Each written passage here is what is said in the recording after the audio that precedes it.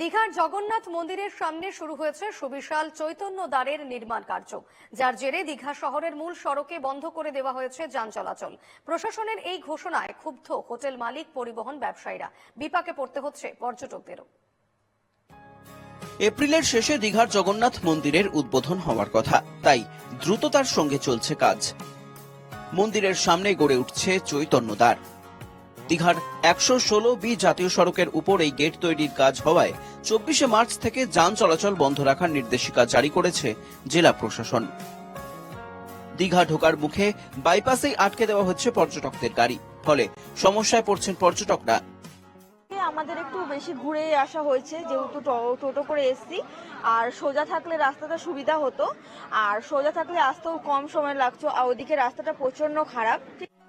পুরনো দীঘায় যানবাহন ঢুকতে না দেওয়ায় বিভিন্ন ব্যবসায়ী, টোটো, অটো চালকরা ভীষণ সমস্যায় পড়েছেন। বাস চলাচল বন্ধ থাকায় সমস্যার সম্মুখীন স্থানীয়রাও। কিছু পর্যটক নেই। দ্বিতীয় নম্বর কথা, আমরা ভোর 4টা থেকে আসি, এখনো পর্যন্ত কোনো বউনি করতে পারিনি। আচ্ছা, গাড়ি যদি না ঢোকে তাহলে তো আমরা বউনি করতেই পারবো না। অনেক রকম সমস্যার সম্মুখীন আমরা হচ্ছি। এখানে বাস বিভিন্ন রুট পরিবর্তন হচ্ছে, বিভিন্ন ভাবে প্রশাসন সিস্টেম চালু করতে চাইছে।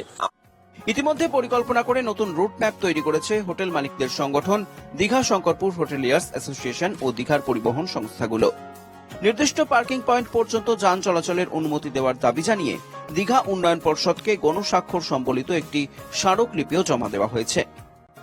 একটা নোটিশ জারি হয়েছে জেলা প্রশাসন থেকে যে এই দিক দিয়ে বাস, অটো, টোটো কোনো কিছু চলতে দেওয়া হবে না।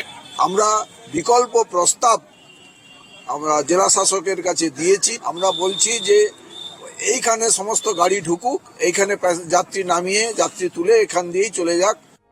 দীঘার পর্যটনের স্বার্থে প্রশাসন যান চলাচলের নির্দেশিকা পুনর্বিবেচনা করে পর্যটন ব্যবস্থাকে সচল রাখুক, আশা দীঘার পর্যটন সংগঠনগুলির। দীঘা থেকে শান্তনু বেরার রিপোর্ট, NKTV বাংলা।